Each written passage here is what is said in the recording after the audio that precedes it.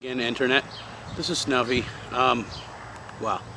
I just watched a video just put out of Frank Turek.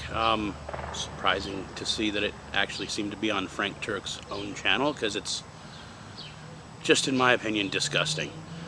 Let's play it for a minute. It's a pretty short, 3 minutes long, even though it's pretty painful to watch. And then we'll get into the problem I have with this. So, for example, me, where I stand right now, I would never kill a child. But the people of the Bible would kill a child if God commanded them. For me, that makes their morality subjective. Under no circumstance would I ever kill an innocent child. The Bible in Samuel talked about not sparing children of the Amalekites and killing them.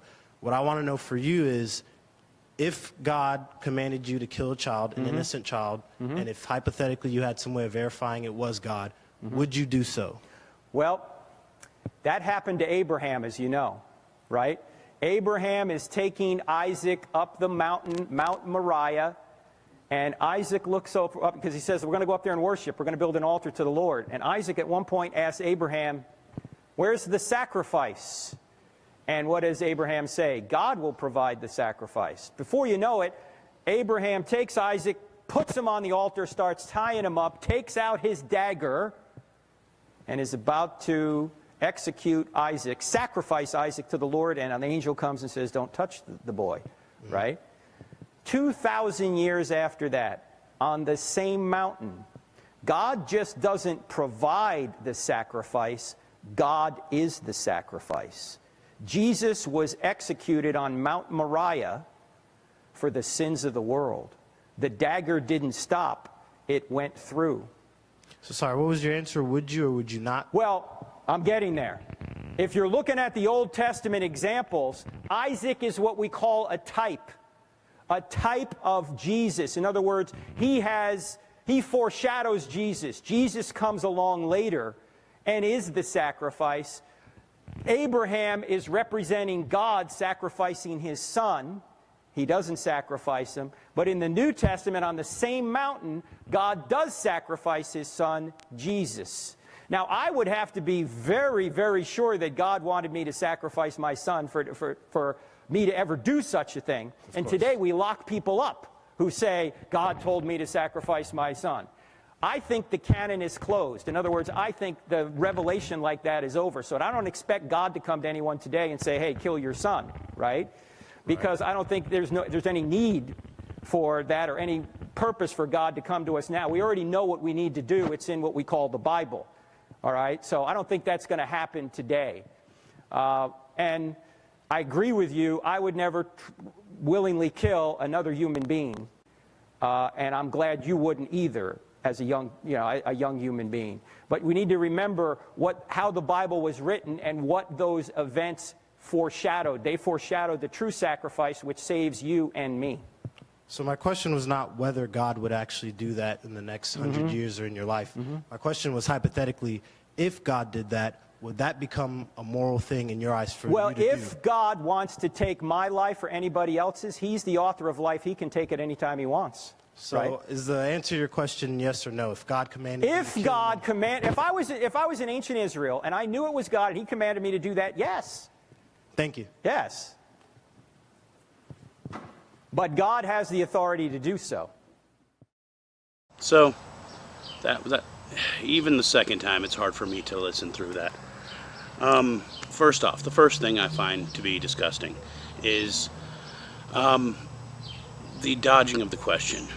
Turek immediately jumps into the typical apologetic two-step of avoiding the question, preaching, distracting, trying to turn the question into some other question that it's not, trying to turn the actual question into some sort of parable that fits with his narrative of the Bible.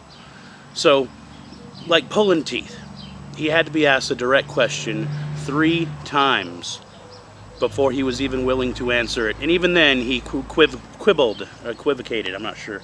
Well, quibble works. It's enough of a squishy word. So yeah, the quibbling. I like to call it the apologetic two-step. The avoiding the question, the changing the subject. And that's the only way you seem to be able to get a straight answer out of any of these people is is to just continue asking the direct question and not letting them dance away. Like this young man was doing a great job. Next we got, okay, the quibbling itself that he goes into.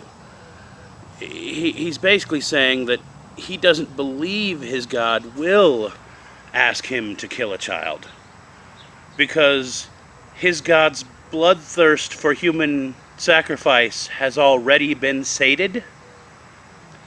That's not a very good answer. Okay? And at least, once again, like pulling teeth and dancing around the subject, but at least he was eventually honest.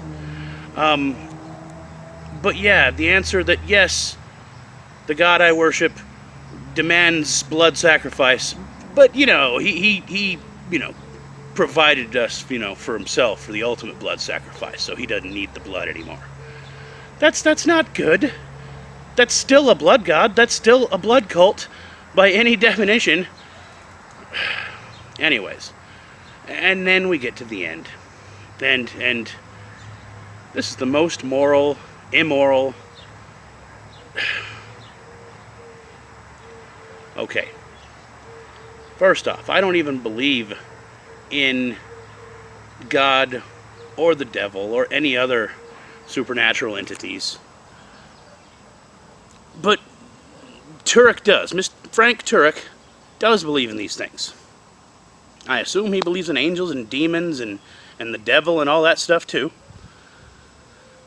So, your God is supposedly all loving. But if any entity demanded of you a blood sacrifice, or ever had demanded blood sacrifice, if any deity, any supernatural being,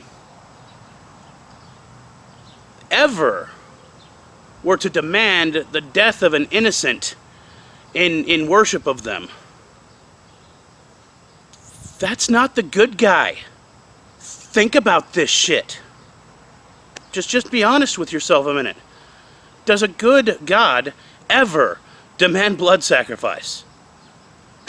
Alright, well, that's maybe we have different definitions of good, because Mr. Turek, I can't believe he's on stage and people think that this is a wise or moral man when dance around the subject as much as he wants to. At the end, I have the only piece of respect I give him at all is at least he's honest enough to say that, yes, he worships a God that has in the past demanded blood sacrifice of the innocent, and if it demanded the same of him, he would do it. Now, if you think that's moral, just don't come around me. Stay away from my family. Okay, I'm going to close with my favorite quote by the French philosopher Voltaire. Those who can be made to believe absurdities can be made to commit atrocities. And Frank, you are a prime example of that being completely true. By your own admission, you're only one convincing argument from being a killer, a murderer of innocents. And that's not okay. It's not okay for people to hold those beliefs and to be spreading them. So, I hope this message gets out to as many people as possible, and that people really put some time into thinking about what is good. Is it good to be willing to murder because a voice in your head says so? Or as Turek himself said earlier in this video, should those people be locked up? Alright, I'm out of here.